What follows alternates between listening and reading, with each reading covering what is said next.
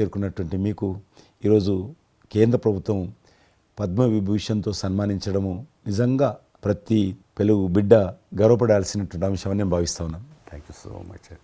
పద్మవిభూషణ్ వచ్చిన ఈ సందర్భంలో మీరు అభినందించడానికి నా స్నేహితుడిగా చిరకాల మిత్రుడిగా మీరు రావటం అన్నది నాకు చాలా చాలా సంతోషం, మిక్కిలి ఆనందంగా ఉంది. అండ్ మీ ప్రేమని మీ అభిమానాన్ని ఆస్వాదిస్తున్నాను. Thank you so much. ఢిల్లీలో రాష్ట్రపతి చేతుల మీదుగా తీసుకుంటున్నారు కాబట్టి మేము దానికంటే ముందే మిమ్మల్ని కలవాలి, అభినందించాలనేటువంటి ఆలోచనతో ఈరోజు మీ దగ్గరికి రావడం జరిగింది. మోస్ట్ వెల్కమ్ అండి. దక్షిణ భారతదేశంలో రజనీకాంత్ గారు కానీ మీరు కానీ ఒక మంచి నైతిక విలువలతో కూడినటువంటి నటులుగా మంచి పేరు తెచ్చుకున్నారు.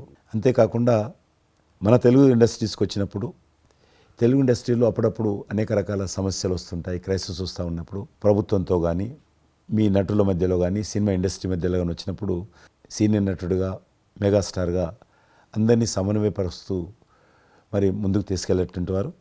అలాంటి మీరు ఈరోజు మరి పద్మవిభూషణ్ రావడం అనేటువంటిది మరి అందరం సంతోషించాల్సిన అంశం అని నేను భావిస్తా ఉన్నాను. ఈ ఇండస్ట్రీ లేకపోతే మేము లేవండి. మా చదివిన చదువుకు కానీ మన బ్యాక్గ్రౌండ్కి కానీ ఏదో ఒక మారుమూల ఉద్యోగం చూసుకుంటూ ఉండాల్సిన వాళ్ళు ఈ రోజున ఇంత సెలబ్రిటీ స్టేటస్ కానీ ప్రపంచవ్యాప్తంగా ఎక్కడ మన వాళ్ళు ఉన్నా సరే అక్కడ గుర్తింపు కానివ్వండి, ఇవన్నీ రావటం అంటే కనుక కళామ తల్లి ఆ సినిమా ఇండస్ట్రీ నాకు పెట్టిన భిక్షగా నేను ఫీల్ అవుతుంటాను. ఆ ఇండస్ట్రీ లేకపోతే ఏం లేదు. అందుకని ఇలాంటి ఇండస్ట్రీకి ప్రత్యుపకారంగా నేను ఏం చేయాలి, నాకు ఇంత స్థానం ఇచ్చిన ఇండస్ట్రీకి తిరిగి నేను ఏం ఇవ్వగలను అనేటటువంటి ఒక గ్రాటిట్యూడ్ నుంచి మొదలైంది. క్రైసిస్ వచ్చినప్పుడు నేనేదో నా భుజం కాయాలి, నా వంతు సహాయం చేయాలి అనే ఆలోచన. ఒక ఇంటికి పెద్ద బిడ్డగా పెద్ద కొడుకుగా ఆ ఇంటి కుటుంబ బాధ్యతలకి తన వంతు సహాయం ఎలా చేస్తాడో అలాగే నిర్వర్తించాలని ఉంటుంది. కానీ ప్రతిదానికి పెద్ద నేను అనేటువంటి బేసిజానికి మాత్రం పోవాలని కారణం ఒకటి అనుకుంటే మీరంటే అందరు యాక్సెప్టబిలిటీ ఉంటుంది. అది కూడా అది యాక్సెప్టబిలిటీ చిన్నవాళ్ళు కానీ పెద్దవాళ్ళు కానీ ఈ రంగం కానీ ఆ రంగం కానీ మీరు ఏదైనా ఒక మాట చెప్తే దాని మీద మీరు నిలబడతారు, మిగతా వాళ్ళు కూడా మీ మాట గౌరవం ఇస్తారు. అది కారణం నేను అనుకుంటాను. సినిమా రంగం నుంచి రాజకీయాలకు వచ్చి కూడా రాజకీయాలలో మీకంటూ ఒక ప్రత్యేక స్థానాన్ని సంపాదించుకున్నారు. మీరు కొత్త ఒరవడి రాజకీయాల్లో కూడా తీసుకురావడం జరిగింది. మీరు చేపట్టినటువంటి ప్రచార కార్యక్రమం కానీ మీకు వస్తున్నటువంటి స్పందన కానీ అద్భుతంగా మేమందరం ప్రతి కార్యక్రమాన్ని వేరే ప్రత్యామ్నాయ పార్టీలో ఉన్నప్పుడు కూడా మీ రాకను మేము గమనించే వాళ్ళము. మీరు చేస్తున్నటువంటి ప్రచారము కొత్త ఒరవడి మీరు అద్భుతంగా చేశారు. ప్రాంతాలకు అతీతంగా మీకు స్పందన లభించింది, చాలామంది గెలిచొచ్చారు. ఒక ఆర్టిస్ట్గా నేను మంచి స్థితిలో ఉన్నప్పుడు రాజకీయాల్లోకి వెళ్ళాల్సినటువంటి ఒక పరిస్థితులు నెలకొన్నాయి.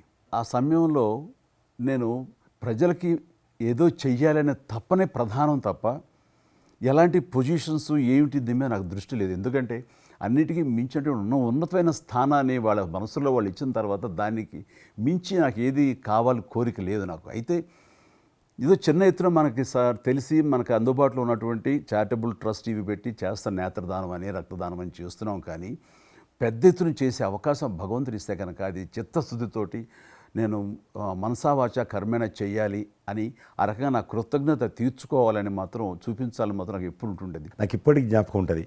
ఇది అంతకుముందు ఒకటే ఉండేది, ఇలాగ పెట్టినప్పుడల్లా ప్రతిసారి మీరే జ్ఞాపకం వస్తారు నాకు. ఎంత కీన్ అబ్జర్వేషన్.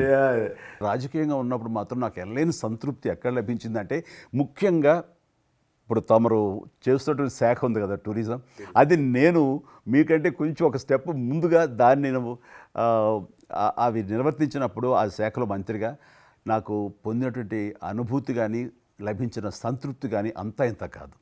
ఆ రకంగా మాత్రం రాజకీయాలకు వస్తే ఇంత చేయొచ్చా అనేది మాత్రం నాకు సుస్పష్టంగా నాకు అనుభవపూర్వకంగా తెలిసి వచ్చింది మంత్రిగా ఉన్నప్పుడు టూరిజానికి. అది అలా వెళ్ళి ఆఖరికి ఒక కల్నరీ ఇన్స్టిట్యూట్ అనేది నాకు అవకాశం తిరుపతిలో నేను వెళ్ళాను. అద్భుతమైనటువంటి ఇన్స్టిట్యూట్ అది.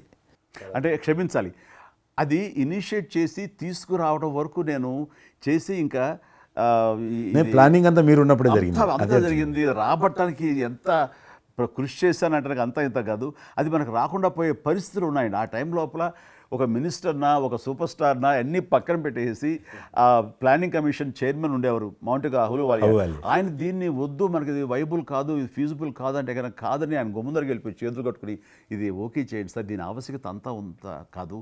ఇండియాలో ఉన్నటువంటి ఎన్ని రకాల స్టేట్స్, ఎన్ని రకాల కల్చర్స్ ఉన్నాయో అన్ని రకాల వంటకాలు ఉండేటటువంటి దేశం మందే. అది నేర్పించే ఒక ఇన్స్టిట్యూషను ఈ రోజున మనకి కావాలి, అదే కల్నరీ ఇన్స్టిట్యూట్. అది మనకు వచ్చింది, దాన్ని మనం నిలబెట్టుకోవాలి. ఇది గొప్ప అవకాశం, ఎంతోమందికి ఉద్యోగం ఇవ్వటమే కాదు, మన కల్చర్ని కూడా మనం నిలబెట్టడం అవుతామంటూ ఆయనతో పోరాడి కన్విన్స్ చేసి ఓకే చేసి ఇక్కడ రాష్ట్ర ప్రభుత్వం, ఆ రోజున ఉన్న రాష్ట్ర ప్రభుత్వం ఒప్పించి రేణుగుంటలో 15 ఎకరాల దాకా చేయించి ఇంకా పెట్టేస్తున్నాం, ఇక మనం స్టోన్ వేస్తున్నాం ఇక్కడ అని అనుకున్న సమయంలో, ఈ రాష్ట్ర విభజన సమయంలో నేను రిజిగ్నేషన్ టెండర్ చేసి వచ్చింది. అయితే ఫైల్ సంతకం అన్నీ అయిపోయినాయి. దాని తర్వాత ఇమ్మీడియట్గా వచ్చిన కేంద్ర ప్రభుత్వంగా మీరు దాన్ని ఇంప్లిమెంట్ చేసి ఈరోజు రేణుగుంటలో అది మీరు చాలా అద్భుతంగా ఉన్నదండి. ఇంకా దాన్ని ఈ మధ్యలోనే 2 రోజుల క్రితం ఈ మధ్య నేను మా సెక్రటరీని పంపించాను. మళ్ళీ దాన్ని ఇంకా రిక్రూట్మెంట్ కానీ, ఇంకా రీడెవలప్మెంట్ కానీ, ఇంకా ఏ రకంగా డెవలప్. ఇప్పుడు ఆల్రెడీ మేము ఎస్వి యూనివర్సిటీతో టైప్ చేసుకుంటున్నాము, టీటీడీ వాళ్ళతో టైప్ చేసుకుంటున్నాము, కొన్ని స్టార్ హోటల్స్తో టైప్ చేసుకుంటున్నాము. ఆ రకంగా ఇంకా మీరు ఏదైతే ఆలోచన ఉండనో మీ ఆలోచన ప్రకారం దాన్ని ముందుకు ముందుకు తీసుకెళ్తాం. మీరు రాజకీయాలు ఉన్నా, సినిమా రంగంలో ఉన్నా కూడా కల్మషం లేనటువంటి వ్యక్తి అని నేను భావిస్తాను. ఎవరిని పల్లెత్తు మాట అన్నారు, ఇంట్లో అన్నారు అనుకుంటా, బయట అన్నారు అనుకుంటాను. పార్టీ పెట్టినప్పుడు కూడా ఎవరన్నా అక్కడక్కడ రాజకీయంగా అన్నా కానీ మీరు వ్యక్తిగతంగా అందరూ గౌరవిస్తారు ఈరోజు ఏ పార్టీలు ఉన్నప్పుడు కూడా. నేను అది ముందస్తుగా చూసింది మీలో కిషన్ రెడ్డి గారు. మిమ్మల్ని మనస్ఫూర్తిగా చెప్తున్నాను, అసెంబ్లీలోకి నేను అడుగుపెట్టినప్పుడు నేను కొత్తవాడిని. నా వెనకాల ఆల్రెడీ ఒకసారి ఎమ్మెల్యేగా చేసి రెండోసారి ఎమ్మెల్యేగా ఉన్న కిషన్ రెడ్డి గారు నా పక్క సీట్లో ఉండేవారు. ఇటు పక్క ఇంకొకరు జయప్రకాష్ నారాయణ గారు, ఆయన ఇటు పక్క చంద్రబాబు నాయుడు గారు, మరో పక్కేమో వైఎస్ఆర్, అందరూ ఉండేవాళ్ళు. వీళ్ళందరూ మాట్లాడుతుంటే, వీళ్ళందరూ రాజకీయ ఉద్దండులు మాట్లాడుతుంటే అందరిని చూస్తుండేవాడిని. అక్కడ నాకు వచ్చిన షాక్ ఏంటంటే, ఫస్ట్ ఒకళ్ళు దుయ్యబెట్టుకుంటూ, తిట్టుకుంటూ, అసలు దుర్భాషలు ఆడుకుంటూ, కొట్లాడుకునే పరిస్థితి వస్తూ, ఇక ఫినిష్ అయిపోయింది, ఇక ఒకళ్ళు మాట్లాడుకోరు, ఇంకా వీళ్ళు దీర్ఘకాల శత్రువులు వీళ్ళు ఇంకా అనే ఫీలింగ్ వచ్చింది. ఇలా ఉంటుందా అనేది. బట్ దానికి విరుద్ధంగా నేను అసెంబ్లీ అయిపోగానే కారులో నడుచుకెళ్తుంటే ఎవరైతే ఇద్దరు తిట్టుకున్నారో, ఒకరొకరు దూషించుకున్నారో, వాళ్ళు భుజమే చేసుకుని ఏంది భయ్యా నువ్వు అలా అన్నావు, నువ్వు అనలేదు భయ్యా, అరే నా నాయకుడు చూస్తున్నాడు అనకపోతే బాగుండదని ఇట్లా అంటుంటే నాకు షాక్ తిన్నాను. చాలా ఆశ్చర్యపోయేవాడిని, ఇదే ఇలా ఉంటుందా. మీ సినిమా ఫీల్డ్ కంటే ఎక్కువ నటులు ఉంటారు, మీ సినిమా ఫీల్డ్ కంటే ఎక్కువ నటులు రాజకీయాల్లో ఉంటారేమో అలా అనిపిస్తుంది నాకు. అక్కడ అలాంటి పరిస్థితుల్లో ఒక నిబద్ధతతోటి ఇష్యూ బేస్డ్గా మాట్లాడుతూ తను అనుకున్నవి నిర్దిష్టంగా చెప్పగలిగేటటువంటి నాయకుల్లో మిమ్మల్ని అబ్జర్వ్ చేశాను. మీరు ఎక్కడ ఎవరిని దుర్భాషలాటం నేను చూడలేదు, ఎవరిని పౌరుషంగా మాట్లాడటం చూడలేదు, ఎవరిని ఎద్దేవా చేయడం, రెడిక్యూల్ చేయడం నేను చూడలేదు. మీరు ఎంతసేపు ఇష్యూ బేస్డ్గా మాట్లాడేవాళ్ళు, స్ట్రాంగ్ వాయిస్ చేసుకుని మీరు అనుకున్నది అది ఎంత కరెక్టు, ఎలా అన్యాయం జరుగుతుంది అని ప్రజలకి మద్దతుగా ప్రజల తరపున నిలబడి మాట్లాడిన నాయకుడిగానే మిమ్మల్ని చూశాను. నేను ఇప్పటికీ అలాగనే ఉన్నాను. అవును, మా పార్టీలో ఉన్న కొంతమంది కానీ, బయట ఉన్నటువంటి వాళ్ళు కానీ, కొంత మీడియా విలేకరులు కానీ, నువ్వు ఆ రకంగా మెత్తగుంటే లాభం లేదు, ఇప్పుడు రాజకీయాలలో నువ్వు కూడా పరుషంగా మాట్లాడాలి, వ్యక్తులను చాలా గట్టిగా మాట్లాడాలి అంటారు. కానీ నేను అదే అంటాను, నేను ఇప్పుడు మారలేను, నాకు అవసరం కూడా లేదు, నేను ఇలానే ఉంటాను. నేను గతంలో ఏ రకమైనటువంటి వాజ్పేయి గారు, లాల్ కృష్ణ అద్వానీ గారు, మా తెలంగాణలో మా వి రామారావు గారు, వెంకయ్యనాయుడు గారు, దత్తాత్రేయ, ఇదంతా నాకు నేర్పారు వాళ్ళు. నేను చిన్నగా ఉన్నప్పుడు నా చేయి పట్టుకొని నడిపారు వాళ్ళు. కాబట్టి నేను ఏ రోజు కూడా చిన్న పొరపాటు చేయకూడదు అనేటువంటి దాంట్లో ఉన్నాను. నేను ఎప్పుడన్నా రాస్తారోకో చేసేవాళ్ళం. రాస్తారోకే మాకు వి రామారావు గారని సిక్కిం గవర్నర్ ఉండే ఎమ్మెల్సీ, ఆయన వెంటనే ఫోన్ చేసేవాడు. నువ్వు ఎక్కడన్నా పోతున్నప్పుడు ఎవరన్నా రాస్తారోకే చేస్తే ఒక 2-3 గంటలు ట్రాఫిక్ జామ్ అయితే నీకెంత బాధ అవుతుంది. కాబట్టి నువ్వు రాజకీయ నాయకుడు అయినంత మాత్రాన రోడ్డు ఆపేసి ప్రజలను ఇబ్బంది పెడితే ప్రజలకు మేలు చేయాలనుకుంటున్నావా, ప్రజలు ఇబ్బంది పెట్టాలనుకుంటున్నావా, ఈ రకంగా ప్రశ్నించేవాడు. నేను ముఖ్యమంత్రులది దిష్టిబొమ్మ తగలబెడితే ముఖ్యమంత్రి తగలబెట్టొద్దు, కావాలంటే గవర్నమెంట్ తగలబెట్టు, వ్యక్తి ఆ రకం చిన్న చిన్న విషయాలు నాకు ఫ్యాంటాస్టిక్ సార్. ఈ రోజుల్లో ఎంతమంది ఇలా ఆలోచించే నాయకులు ఉన్నారు, ఎంతమంది స్టేట్స్మెన్లు ఈ రకమైన సలహా ఆ తర్వాత వచ్చే యంగ్ నాయకులకి సలహా ఇచ్చేవాళ్ళు ఉన్నారు. అవన్నీ కరువడిపోతున్నాయి. ఇవన్నీ కూడా చరిత్రలో జరిగేవంట అనే స్థితిలాగా ఉంది మీలాంటి వాళ్ళు లేకపోతే కనుక. ఈరోజు మనము స్వాతంత్రం వచ్చి 75 సంవత్సరాలైంది. ఈ 75 సంవత్సరాల్లో మనం అనేక రకాలుగా అభివృద్ధి చేసుకున్నాము, ప్రాజెక్టులు కట్టుకున్నాము, ముందుకెళ్ళాము, కొంత మెరుగైనటువంటి పరిస్థితి వచ్చింది. కానీ మన తర్వాత వచ్చినటువంటి స్వాతంత్రం వచ్చినటువంటి దేశాలు కూడా డెవలప్డ్ కంట్రీగా ఎమర్జ్ అయినాయి. మనం ఇంకా డెవలపింగ్ కంట్రీ, అభివృద్ధి చెందిన దేశంగా ఎదగలేదు. కానీ దురదృష్టం ఏంటంటే మనకు టార్గెట్ పెట్టుకోలే. ఎప్పటి లోపల మనం లక్ష్యం చేరుకుందాం అనేది ఎక్కడ కూడా పెట్టుకోలేదు. ఇంకో 75 సంవత్సరాల తర్వాత ఇట్లనే ఉన్నామనుకో, ఇంకో 75 సంవత్సరాల తర్వాత కూడా వెనక తిరిగి చూస్తే మనం డెవలపింగ్ కంట్రీగా ఎమర్జ్ కాము. అందుకే ఈ మధ్యలో మన కేంద్ర ప్రభుత్వము ఒక టార్గెట్ పెట్టుకుంది. ఇప్పుడు కమింగ్ 25 ఇయర్స్ ప్రపంచంలో అత్యధికమైనటువంటి యూత్ పాపులేషన్ ఇండియాలో ఉంటుంది. ఎగ్జాక్ట్లీ. కాబట్టి ఈ 25 ఇయర్స్ అమృతకాలం అంటారు దీన్ని. ఎగ్జాక్ట్లీ. ప్రధానమంత్రి కూడా అప్పుడప్పుడు అంటుంటారు ఇది అమృత కాలం. కాబట్టి ఈ 25 ఇయర్స్ మన యూత్ కానీ ప్రతి ఒక్క ఫీల్డ్ కానీ మనము ఇప్పుడు సినిమా ఫీల్డ్ అందుకు సినిమా ఫీల్డ్ 2047లో ఏ రకంగా ఉండాలి, ప్రపంచాన్ని ఏ రకంగా డామినేట్ చేయాలి, అగ్రికల్చర్ ఏ రకంగా డామినేట్ చేయాలి, ఇండస్ట్రీ ఏ రకంగా డామినేట్ చేయాలి, ఎన్జిఓస్ ఏ రకంగా పనిచేయాలి, ఆర్థిక వ్యవస్థ ఏ రకంగా ఉండాలి, ఆ రకంగా ఎవరికి వారు 140 కోట్ల మంది మనం అనుకొని 2047 లోపల 100 సంవత్సరాల స్వాతంత్ర పండుగ జరుపుకుంటాము. ఆ రోజుకు మనం అభివృద్ధి చెందిన దేశంగా ఎదగాలి. ఇంకొక మాట అంటారు ప్రధానమంత్రి గారు, అప్పుడు ఏ పార్టీ ఉంటుందో అధికారం మనకు అనవసరం. అప్పుడు ఎర్రకోట నుంచి ఏ ప్రధానమంత్రి ఏ వ్యక్తి జాతీయ పతాకం ఆవిష్కరిస్తారో మనకు సంబంధం లేదు, ఎవరైనా ప్రజలు అనుకుంటారు. కానీ ఆ రోజుకు మన దేశం ప్రపంచంలో డెవలప్డ్ కంట్రీ స్థాయికి ఎదిగి 3, 4, 5 ఉంటే వాటిలో మన దేశం ఉండాలి అనేది అని ఈరోజు మనం అందరం ఒక లక్ష్యంగా పెట్టుకొని ముందుకెళ్తే యూత్ ఏదైతే అంటున్నారో మీరు, ఆ యూత్ కూడా మరి వాళ్ళ జీవితం సాఫల్యం చెందినట్టు అవుతుంది. ఇప్పుడు డెవలప్డ్ కంట్రీస్లో మనది ఆర్థికంగా చూసుకుంటే కనుక ఆర్థిక వ్యవస్థగా మనది 5వ కంట్రీగా డెవలప్ అయింది. లార్జెస్ట్ ఎకానమీ ఈ మధ్య కాలంలో, ఈ మధ్య సంవత్సరాల్లో, ఒక దశాబ్ద కాలం లోపల. ఇప్పుడు వచ్చే 5 సంవత్సరాల్లో మనం థర్డ్ ప్లేస్ చేరుతాం.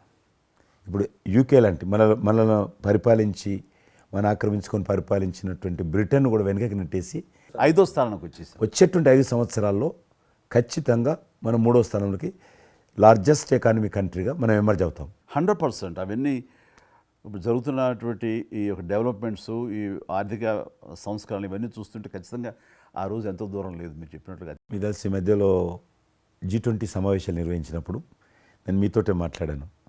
శ్రీనగర్ అంటే ఎట్లా ఉండను పరిస్థితి తెలుసు. ఈ టూరిజం మినిస్ట్రీకి 4 మీటింగ్లు అవుతాయి. ఒక మీటింగ్ అక్కడ పెట్టాలని నిర్ణయించుకున్నప్పుడు ప్రధానమంత్రి అన్నారు, సినిమా ఫీల్డ్ మీద చర్చించండి. ఎందుకంటే సినిమా ఫీల్డ్ ఎక్కువగా షూటింగ్లు చేసేవాళ్ళు. మేము చిన్నగా ఉన్నప్పుడు జమ్మూ కాశ్మీర్ వెళ్ళలేదు ఎవరం కూడా. కానీ దేశంలో ఉన్నటువంటి కోట్లాది మంది కాశ్మీర్ అందాలను చూశారు సినిమాల కారణంగా. ఎవరు పోలేదు అక్కడికి, కానీ చూశారు.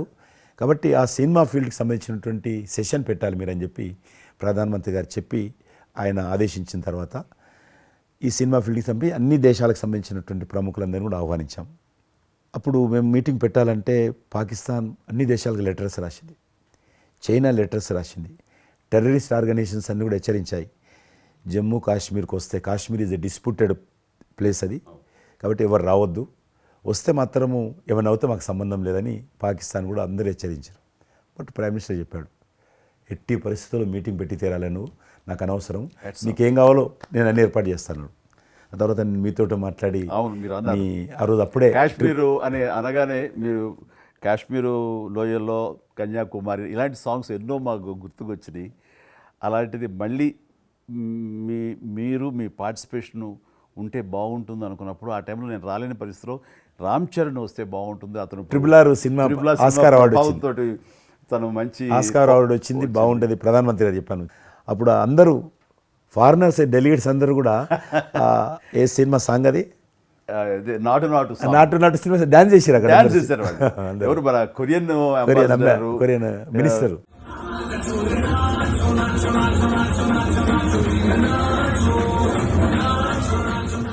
అలాగే ఇంకొక జర్మన్ అంబాసిడర్స్ చాలా మంది కింద మీరు చూసింది కొద్ది మందిని కింద చాలా మంది చేశారు పాట పెట్టి చేసినప్పుడు. సో ఇప్పుడు మీకు మనవి చేస్తున్నాను, లాస్ట్ 2023లో ఇప్పుడు ఆ ఆర్టికల్ 370 తెలియించిన తర్వాత 23 కానీ 22 కానీ ఆల్మోస్ట్ మోర్ దెన్ 300 పిక్చర్స్ అవి మరి ఓటీటీ సినిమాలు కావచ్చు, టీవీ సీరియల్స్ కావచ్చు, మన సినిమాలు కావచ్చు, కొన్ని బయట దేశాలకు సంబంధించినటువంటి సినిమాలు కూడా ఆల్మోస్ట్ 300 పిక్చర్స్ షూటింగ్ జరిగాయి అక్కడ లాస్ట్ 2 ఇయర్స్లో. మళ్ళీ తిరిగి మీ ప్రభావంతో ఆయన నరేంద్ర మోడీ గారి చొరవతోటి ఇలాగా G20 కల్చర్ ముఖ్యంగా టూరిజం సంబంధించి సినిమాలను ఎంకరేజ్ చేస్తూ మీరు తీసుకున్న చొరవ, అందులో రామ్ చరణ్కి మీరు ఇచ్చేటువంటి ప్రాధాన్యత ఇవన్నీ కలిపినప్పుడు ఫస్ట్ నా వైఫ్ తన ఫ్రెండ్స్ తోటి ఎక్కడికి వెళదాం ఈ హాలిడే అంటే వాళ్ళ ఫ్రెండ్స్ అందరూ కలిపి కాశ్మీర్కి వెళ్ళారు. అన్నిటికీ మించి మన భారత జాతీయ జెండా ఆడుతున్నారు. మీకు తెలుసలేదు, మా పార్టీ తరఫున మాకు మురళీ మనోహర్ జోషి గారు ఉండేవారు, పార్టీ అధ్యక్షుడు అద్వానీ గారి తర్వాత. ఆయన కన్యాకుమారి నుంచి కాశ్మీర్ వరకు యాత్ర తీసాం. ఏంటో తెలుసా డిమాండ్? అక్కడ శ్రీనగర్లో జాతీయ పతాకం ఎగరడం, దానికోసం ఉద్యమం. చూడండి, ఒక జెండా ఎగరడం కోసం. ఆడికి మిలిటరీ మధ్యలో, పోలీస్ ఫైరింగ్ల మధ్యలో ఒక జెండా మేము జమ్మూ కాశ్మీర్ కానీ ఆపేశారు మమ్మల్ని. అక్కడ నుంచి విమానం, మిలిటరీ విమానంలో తీసుకుపోయి ఆయన ఒక్కరిని అక్కడ జెండా ఎగిరినట్టు చేసి మనం తీసుకొచ్చారు. దల్ లేక్ అని ఉంది అక్కడ, ఉన్నది కదా.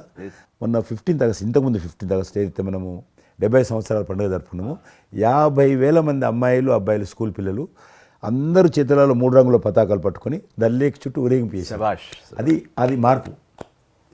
ఇంకొకటి నాకు సంతోషం ఏంటంటే, మీరు రాజకీయాలకు రాకముందే మీకంటూ ఒక ప్రత్యేక స్థానం సర్వీస్ యాక్టివిటీలు, చిరంజీవి చారిటబుల్ ట్రస్ట్ చాలా పెద్ద ఎత్తున చేయడం అనేటువంటిది నిజంగా అది చాలామందికి ఆదర్శమైంది.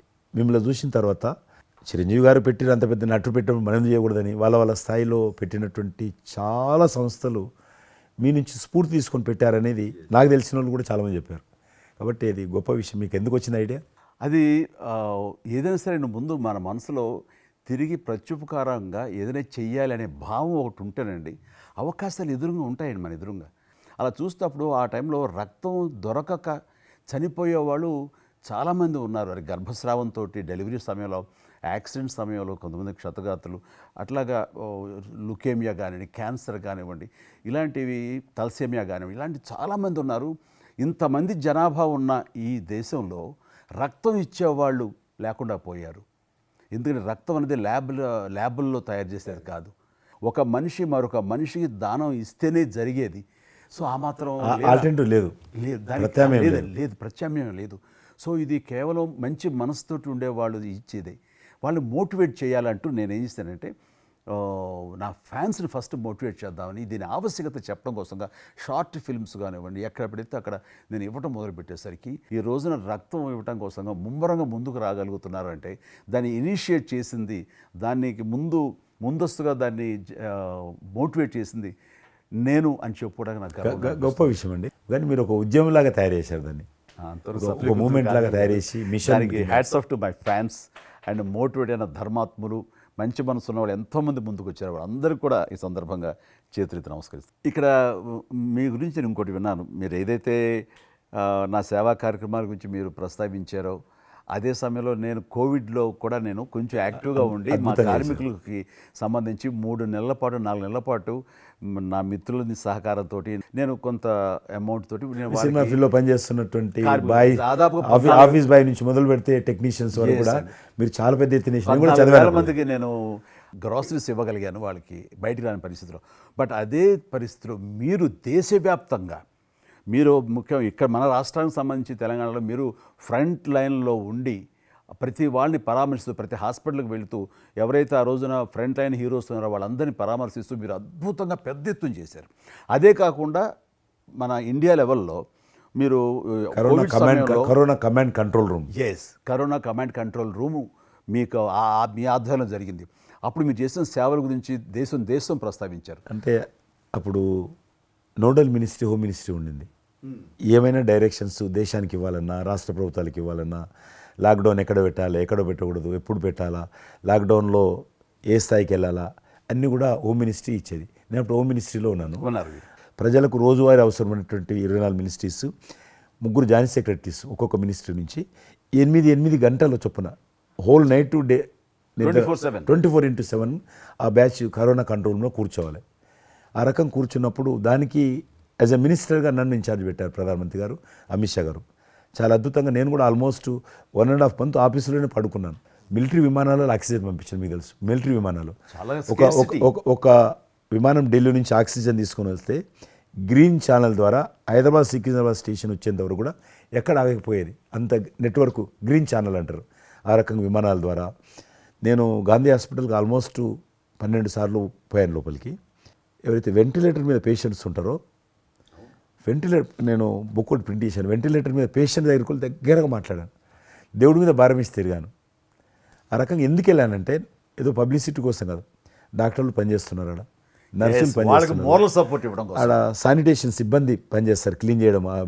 వాళ్ళు పనిచేస్తున్నప్పుడు మనం వాళ్ళని గాలికి వదిలేసి మీరు పని చేయండి, మేము రాజకీయ నాయకులము, మేము ఇళ్ళల్లో ఉంటాము, మేము రాము అని కూడా దాన్ని బట్టి నేను లోకల్గా ప్రజాప్రతినిధిని, ఎంపీని అని చెప్పి మా ఇంట్లో భయపడుతున్నా, అందరూ భయపడుతున్నా, ప్రెస్ వాళ్ళందరూ వచ్చేవాళ్ళు. ప్రెస్ వాళ్ళందరినీ గేట్ కాడ బయట మెయిన్ గేట్ కాడ ఆపాడు. ఇక నేను పోయేవాడిని, మొత్తం చూసేవాడిని. ఆ సూపరింటెండెంట్ కూడా నాతో పాటు లోపలికి వచ్చేవాడు ధైర్యం చేసి నేను వెళ్ళినప్పుడు. ఆ రకంగా పూజారులు ఉంటారు దేవాలయాలలో, పూజారులు కూడా చాలా పేదవాళ్ళు ఉంటారు, మీకు తెలుసు.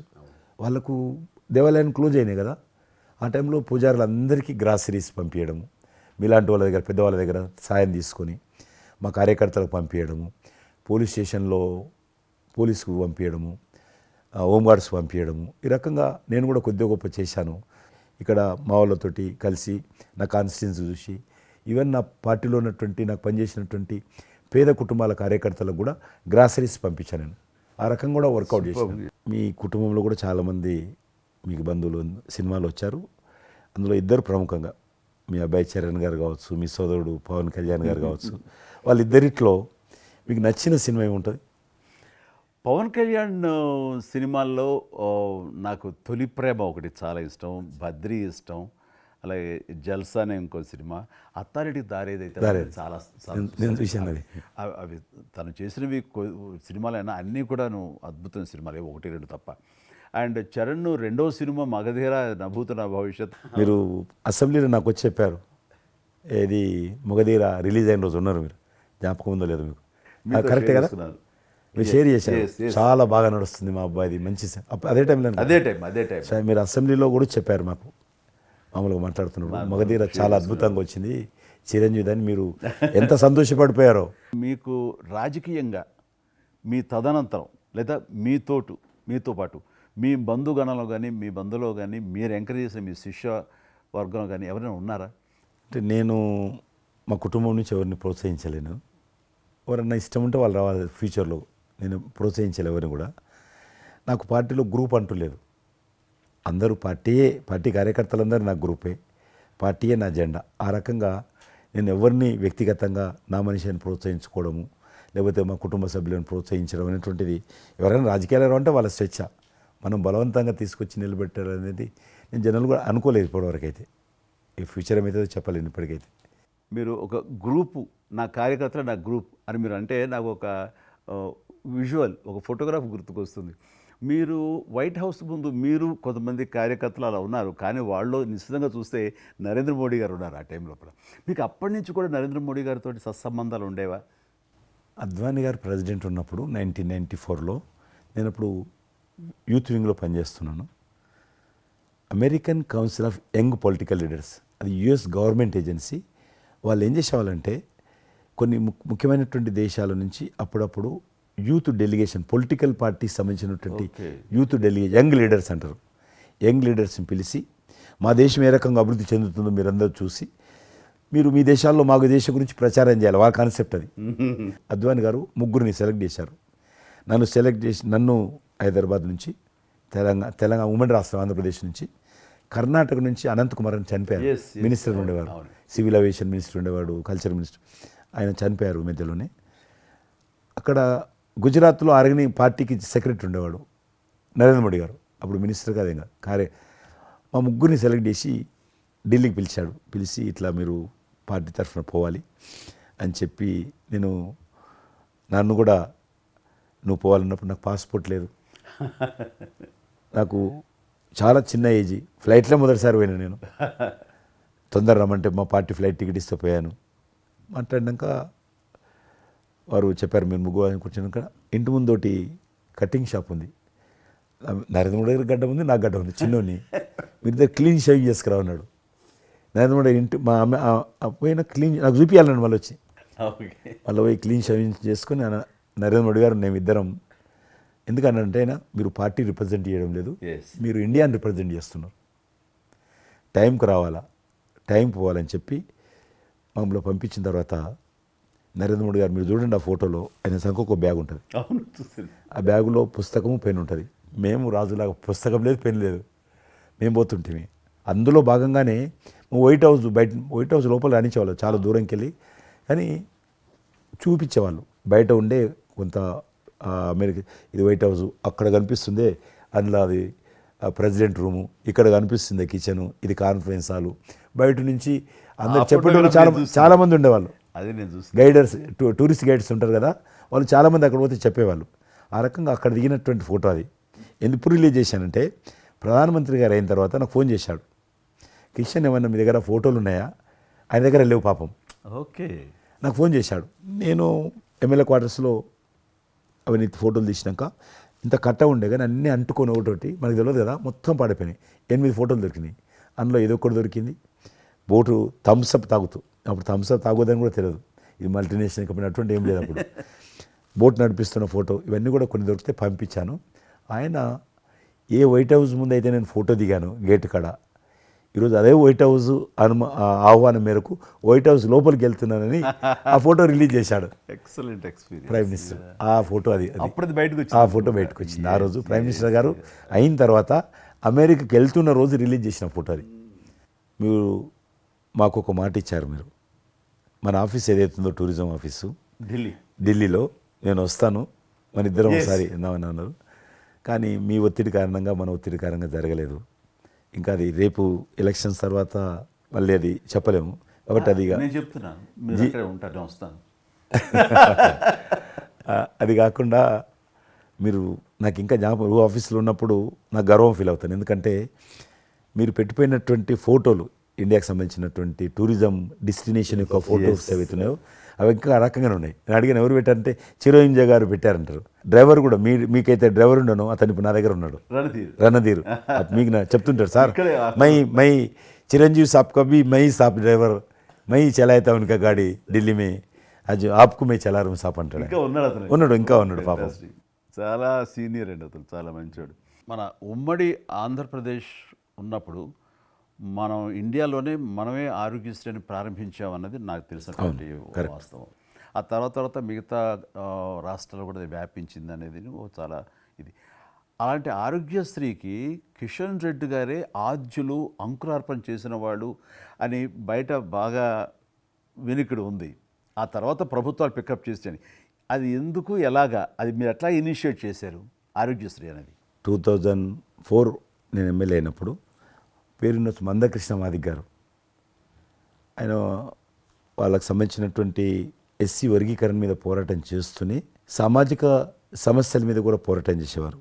దివ్యాంగులకు పెన్షన్ పెంచాలని ఆయన తిరుగుతున్నప్పుడు ఈ అనేక జిల్లాలలో గుండె జబ్బులు ఉన్నటువంటి పిల్లలు జన్మించేవాళ్ళు.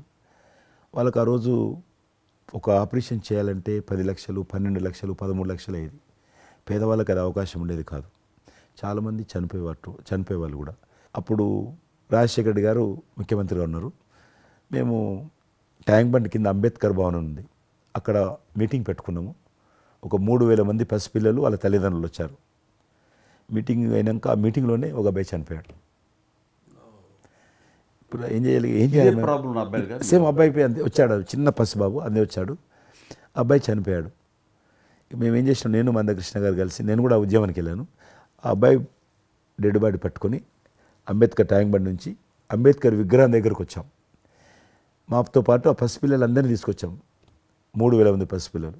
అంబేద్కర్ విగ్రహం, ట్యాంక్ బండ్ అంబేద్కర్ విగ్రహం మొత్తం ఆ పిల్లలు వాళ్ళ తల్లిదండ్రులు కూర్చున్నాం, డెడ్ బాడీ పెట్టుకొని కూర్చున్నాం.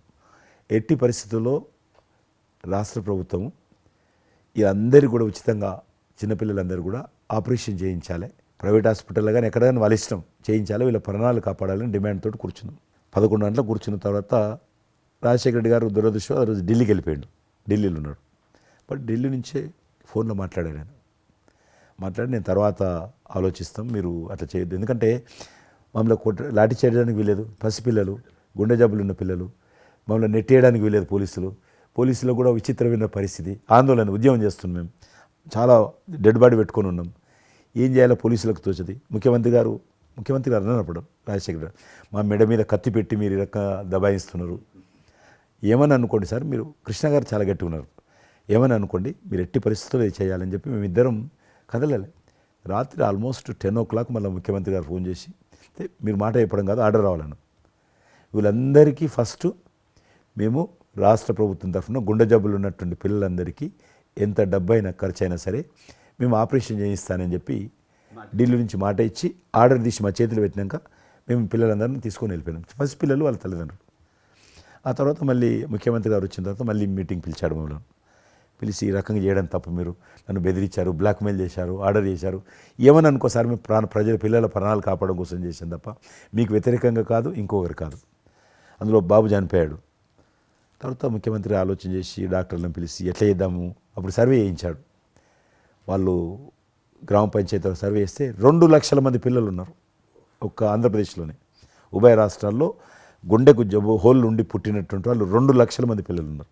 ఇంతమందికి నేను ఎట్లా చేస్తా అది దాని మళ్ళీ సర్వే వచ్చిన తర్వాత వెరిఫికేషన్ వచ్చిన లిస్ట్ తీశాడు, అంచనా వచ్చిన తర్వాత అప్పుడు ఆయన ఇన్సూరెన్స్ ఏదైనా చేద్దామా అని, ఆయన డాక్టర్ కదా ఒరిజినల్గా, ఆయన డాక్టర్ వృత్తి చదువుకున్నది MBBS అయినా, ఆయనకి ఈ విషయం బాగా తెలుసు కాబట్టి ఏం చేద్దామని ఆలోచన చేసి అప్పుడు ఇన్సూరెన్స్ పథకం ఆ పిల్లల కారణంగా, గుండె జబ్బులు ఉన్నటువంటి పిల్లల కారణంగా ఆ 2 లక్షల మందికి పిల్లలు ఇన్సూరెన్స్ చేయాలన్న వచ్చినటువంటి ఆలోచనే ఈ ఆరోగ్యశ్రీ పథకం. అలా మీరు ఇనిషియేట్ చేసినటువంటి ఈ ఆరోగ్యశ్రీ కానివ్వండి, ఇది నిజంగా ఇలాంటి సామాజిక స్పృహ అనేది రాజకీయంగా ఆలోచిస్తే వచ్చేది కాదండి. ఇది మానవతా విలువలతోటి మానవత్వంతో ఆలోచించారు కాబట్టి ఈ రోజున అది సఫలీకృతం కాగలిగింది. భారతదేశంలోనే అది ఒక అందరూ ఆచరించేటువంటి గొప్ప పథకం అయింది. అది ఎంతమంది లబ్ధి పొందుతారో వాళ్ళందరూ బ్లెస్సింగ్స్ మీకు ఉండాలి. అసెంబ్లీలో ఉండగా నాకు ఒక రిప్రజెంటేషన్ ఇచ్చారు. ఈ హోమ్ గార్డ్స్ గురించి మీరు తీసుకున్న శ్రద్ధాశక్తి ఆహ్వానించిన మీరు పడ్డ తపన కానీ అంతా ఇంత కాదు. అండ్ అది మీరు ఈ రోజున వాళ్ళకి ఏదైనా లబ్ధి చేకూరిందంటే దానికి కూడా నాంది పలికిన వాడు కిషన్ రెడ్డి గారు. 3,000 జీతం ఉండే సార్ వాళ్ళకు కుటుంబము. వాళ్ళు 12 గంటలు, 13 గంటలు, 14 గంటలు ఇప్పుడు ట్రాఫిక్ చేస్తుంటారు కదా, వాళ్ళు 12 గంటలు దుమ్ము ధూళి ఎండలో వాళ్ళు ఇట్లా ఏలు పెడితే మొత్తం మన చేయి నల్లగవుతుంది, అంత మట్టి కాలుష్యంతో ఉంటారు వాళ్ళు. రోజు వాళ్ళు ఇచ్చే బట్టలు తెల్ల షర్ట్ వేసుకోవాలి, వాళ్ళు కాకి ప్యాంట్ వేసుకోవాలి. ఉదయం వేసుకునే షర్టు 2 గంటలలో కలర్ మారిపోతుంది.